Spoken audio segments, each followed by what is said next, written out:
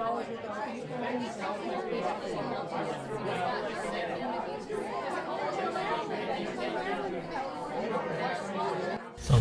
Assalam, Abdullah, how's it going? Alhamdulillah. It's good to see you. Alhamdulillah. Well. What you been up to? Nothing much. Just Man, I'm tired. oh man, where'd you traveled this week, right?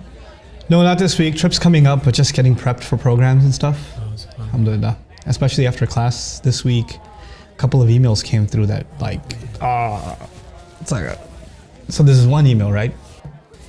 This lady emails, it's a really long email about how she's read that the Quran never talks about covering the head, right? Now, it's not a messed up thing necessarily, but she says, I read the ayah and I read, what it says in Surah number 24, Surah An-Nur has the ayah, right?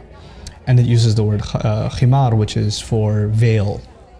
And I looked up the dictionary and it says things like a shawl or cover, so it never ever says anything about covering the head, right? And I start thinking, is this a common confusion, or is this just this one-time email? Yeah. So I do a little digging, and it's actually extremely common. Like, a lot of people think that the ayah is not talking about covering the head at all, right? So it's a really common confusion. I didn't know. So, one of the things I really want to do is kind of address this in a sane way. I'm not interested in getting somebody to wear hijab. That's their decision, right? But at the end of the day, if something's being said about the Quran, we have to be honest. And what is it saying? And there are people who would like it to mean something it doesn't mean, and then there are people who are genuinely, they just don't know any better and they're confused about the subject. And I'd like to assume that anybody who has this confusion, they just don't know any better, or whatever they read convinced them of this. I don't like to think that they're they mean evil, or they're trying to have an agenda, have an agenda, or a misguided opinion or whatever. So the cool thing about Arabic, right, is that for covering the head, just covering the head, there's 9 different words. Wow. And one of them is khimar, right? So you have, miqna'a and mighfar, and there's all these bunch of words. And that depends on if it covers the head, and if it's up to here, if it's up to here, if it's up to here, depending on the length, each has its own kind of meaning. And in Old Arabic, the word khimar, which is used in the Quran. Now, you and I know commonly we use the word hijab. Yeah. Hijab is actually not a word for head cover. It's actually a word for barrier. Like, a wall could be a hijab. A curtain could be a hijab. Okay, so it just kind of got coined as hijab, but that's not the word in the Quran, nor the Arabs ever used it like that. Okay, so the word is khimar. And the cool thing about it is the word itself includes the meaning of covering the head. Like the head and then some. And it's used before Islam. The men used to have khimar too. One of the names for their turban, if it was extra long and it went down to almost middle of the belly, the men used to call it khimar too. And then it's so cool. The women had different fashions or whatever. And one of the things the women before Islam used to do is they used to have this bandana type thing that they would tie in the back with their ponytails, and it would go to the middle of their back.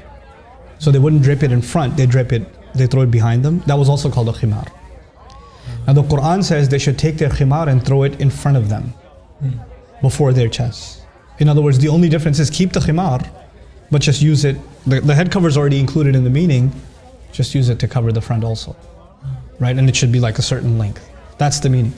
And somebody argues no, but the word khimar, it just means shawl. It doesn't mean head cover, whatever. It's really cool. Are you familiar with the word khamr? You know what that means? Is that alcohol? Alcohol, Yeah. wine. You know why it's called khamr? No. Because it messes with your head. Khamara blocks your judgment. Khamara literally means to cover, and it's called khamar because it messes with your mind. It creates a block in your mind. It's almost as though your head is covered up with something when you take khamr. It's part of the meaning of the word. We're not even talking about the Islamic meaning. We're talking about Arabic itself.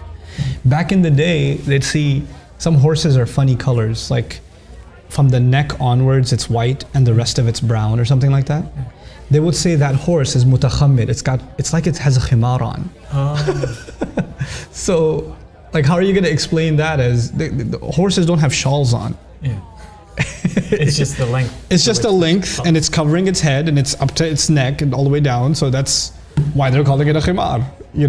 So it's already in the language, but it's so unfortunate that when they say, okay, they should draw their veils over their chest. That's what some translations say, draw the veils over the chest.